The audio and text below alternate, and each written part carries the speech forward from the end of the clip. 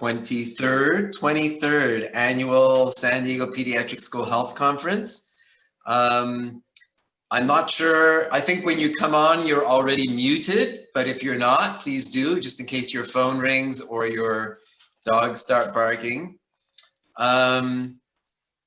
We have all of the slides that you're going to see today from all the presentations at this website, www.aapca3.org. If you forget it, don't worry, you go into chat. And it's Meredith, it's not me.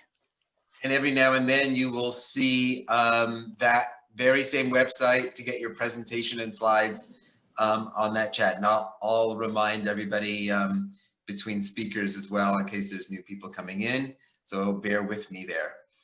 There is a password for it. It's SH20. This is our lineup for tonight. I'm going to just talk about a couple of things today, and then I will do a couple of other new kind of things in our sister session next week.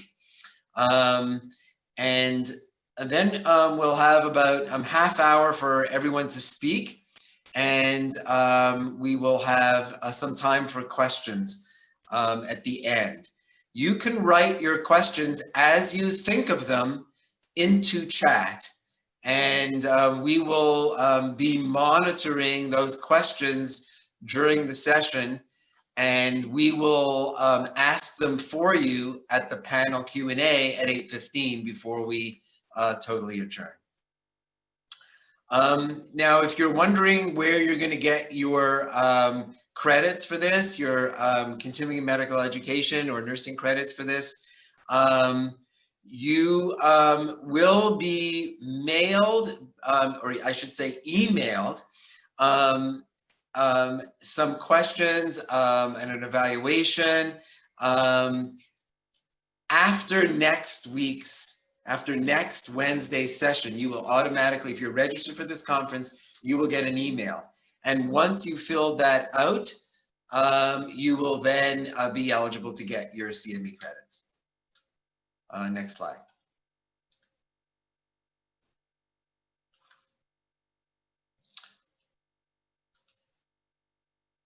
I think that's it. We'll keep that slide up for a moment. I am going to start my presentation, and I'm going to share my screen.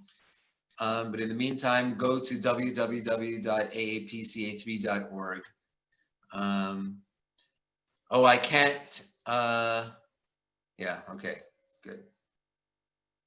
Yes.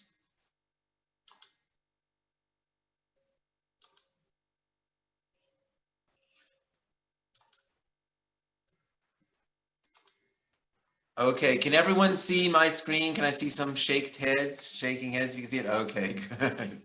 So this is me. Howard Tarras, and I am at UCSD. Many of you may know me already. I'm a pediatrician there in the Department of Pediatrics. And I'm also a doctor for many school districts around the county and even in some other parts of the state. And today I'm going to talk to you about ventilation systems and COVID. If you are a school nurse, you've probably heard this twice already, so I apologize.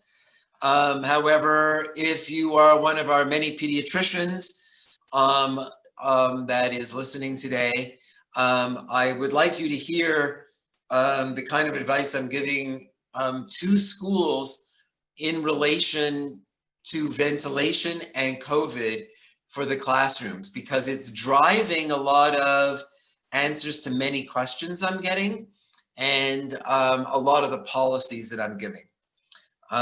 My next week's talk, that is also only 15 minutes, will be on testing, virus testing, and what schools want and what school teachers are saying they really need before schools open up, at least in the major, large school districts across California. The smaller ones have been opening even without robust testing programs. So I have a picture here of fomites because, as we know, one of the things that we're telling everyone to do is wash their hands after you touch something or shake someone's hand, which you shouldn't be doing. If you rub your eyes, you could be getting this. Fomites are still very important and theoretically important for this virus as well, but it is not what is driving the disease. One of the articles that I read said that after intensive hand washing in a very well-controlled study, we were able to reduce infections by 16%. This is for COVID specifically, and which is good, but it's not a huge amount, showing that it's not really what's driving this at all. And I also read that viruses that have lipid envelopes don't survive long on human hands, and that the SARS-CoV-2 is one of those. So maybe that's why. Droplets are probably one of the two ways that this is transmitted. Droplets are larger little water things that come out of our mouth when we breathe and talk, and especially when we sneeze and cough. And studies in the past have shown that these larger droplets, fall after 3 to 6 feet. And for a long time, this was seen as the single major way that this disease was going to be mitigated. However, and so that's the reason that you'll see a lot of schools have bought desk shields. This is Sarasota County. They went and bought 42,000 desk shields for their students, although this looks like staff people sitting there at this point in time. And this looks good in some ways, excepting that it's not protecting one person from another from side to side. It's protecting one person's hands from another's hands, but it's not protecting one person's nose and mouth from another person's nose and mouth, which may be how this is. So in the schools that have asked my opinion, I have asked them to use barriers that are a little bit more robust, that come out and cover where someone's face is, so that we are protecting children. These are not too expensive because they are made out of sort of a thick plastic window, a cardboard or plastic sides. So many of you have heard a lot of the controversy over aerosol transmission. These are things that are smaller than droplets. They don't fall within 3 to 6 feet. They're more likely to hover in the air or even rise in the air the way cigarette smoke would. It is thought that this virus can live in very, very small droplets that are a size of about 5 microns, which I understand now is the same size as a lot of the cigarette smoke that you see in this picture. And so I've been using, when I speak to school nurses, I've been using the cigarette smoke analogy because I'm hoping that if they think, if people ask them questions and they can imagine cigarette smoke, they would be able to answer a lot of those questions that they're getting from their principals and teachers about what is safe and what isn't safe, because it becomes a very good proxy kind of.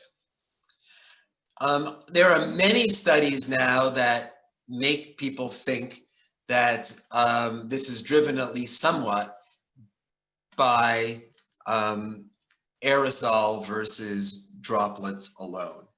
Some people think it's only small, that it's only aerosol, that it's only the small particles that float. Other people think it's a mixture, so people are all over the map quite there. But the original study that made everyone think this is the one I've just put up here a picture of, and it was when COVID-19 disease was really just in Wuhan province. It wasn't anywhere else in China or anyone else in the world. And someone from Wuhan province went to Guangzhou or Hangzhou and went to a restaurant there. He was the only person infected in that city. And he was at a restaurant, and people as far as 15 feet away ended up getting this disease over the course of the meal. So he was what we now are calling super spreader events. You know, one person who looks like, from all the evidence we have, spreads it to numerous different people in one setting. There's another picture of it. The yellow dot is the person with the COVID, and all the other people are the people that gave it. So how did they get it? It is felt that it floated in the air like cigarette smoke. They were there for much longer. It was like a 2-hour meal. The people in tables E and F were also within 6 feet, but there were two things that saved them. One is they weren't at those tables for longer than 30 or 40 minutes. And the other thing is that they were not in the direct, they were not sitting under where the ventilation system blew out air. And you can see where the black arrows are. There was an air conditioning system on, and they, in any good air conditioning system where you want to basically have good efficiency, you will have some percentage of new clean air coming in from the outside, but it's hot. But to be efficient, you have a lot of recirculated cooled air. And they had a lot of recirculated cooled air, which kept recirculating the virus, and especially in that stream where people were sitting. So that was one of the first clues. And since then, there have been other studies, choir practice, conference rooms, et cetera, et cetera. So I am trying to impress upon people that if it is really passed this way, we have to think of our rooms that have breathers in them being like smoke-filled rooms. We have to recognize that a lot of ventilation systems bring in enough cool air to make it fresh, make the oxygen levels stay high, but not enough to not be efficient for keeping the room cool during air conditioning system and hot during heating systems. And so knowing about ventilation systems is something that's very important for your principal to have. And we're asking a lot of the building maintenance people in schools to take this into consideration. One of the things that we have been taught by some UCSD specialists in this field is to turn off all the classroom ceiling fans, because if you have all those breathers and they're breathing smoke now, invisible smoke, but it may have the virus in it, and goes up into the air, all those ceiling fans are going to twirl around, and they're just going to blow the aerosol, that smoke, kind of back down into people's faces. So that is advised against. Same thing with stand-up fans or desk fans. They do the exact same thing. If you ever feel you really want to use a fan in your classroom or in any of the offices that the nurses and speech therapists and front office staff, and if they want to use it, they have to have an open window, and they have to have the fan blowing at the open window. So the direction is you're blowing air out of the room, never blowing air into the room. There's a really good study that just came out yesterday that looked at whether windows should be open and doors should be open. And they did it when the HVAC system, when the air conditioning heat systems were on, and they wanted to know if it made any difference. And it does. They showed that you can actually really reduce the amount of virus that could potentially be in the air, even if you have a good HVAC system, when the windows and doors are also open. So look for cross ventilation. If you don't have an HVAC system, then you want your windows and doors to be open for sure. There are ways that we can measure the classroom's ventilation. One of the ways is a carbon dioxide monitor. If you go into an empty room and you just look at carbon dioxide there without many breathers or any breather other than you with your monitor, you will find it to be around 400. If you have a room with people and it's decently ventilated, you will get it up to about 1,000. It can go higher, 1,500 or whatever. It can go much higher when you have a room that's too crowded and your air conditioning system or your heating system was never really up to par. It should never have been like that. If you have maintenance people who know what they're doing, all these years, they should never have been too much over 1,000. We are aiming for 800, knowing that carbon dioxide levels and the carbon dioxide floats around just like smoke does. And if the carbon dioxide is down to 800 because the windows are open or you have a lot of ventilation going on from your system, we're hoping for 800 because that is then a good proxy for that smoke. There are some better things than carbon dioxide monitors that are called particle monitors. You can find them. You just want to make sure that they're measuring things that are about 2.5 micrometers. And if they can do that, that is a very good thing to buy. Both carbon dioxide monitors and particle monitors cost about $150 or $200 max. And so if every school district has 5, 6, 7, 8, depending how big your school district is, you can move it around and study rooms when they're filled with people in order to know what things are like. We're even putting them into school buses because school buses may have more than maybe a little bit more dense because we're having a hard time getting people 6 feet apart in a school bus. And so you want to know what that is. And so bringing the carbon dioxide monitor into a school bus when there's people in it can help you know how good your ventilation is. So this is an experiment that I did at home. I went and bought a carbon dioxide monitor and a particle counter. And we went into, there were 2 of us, we went into a small room. It was a small room without windows open. And what we found is that the carbon dioxide kept going up and up and up as we talked. The particle count, the particles kept going up too. When it was started at 4.6, then it went up to 7.2. And then we turned on a room air cleaner. Now, room air cleaners are good when your ventilation system isn't great, because although it won't change your carbon dioxide level, it will capture particles as long as it has a HEPA filter.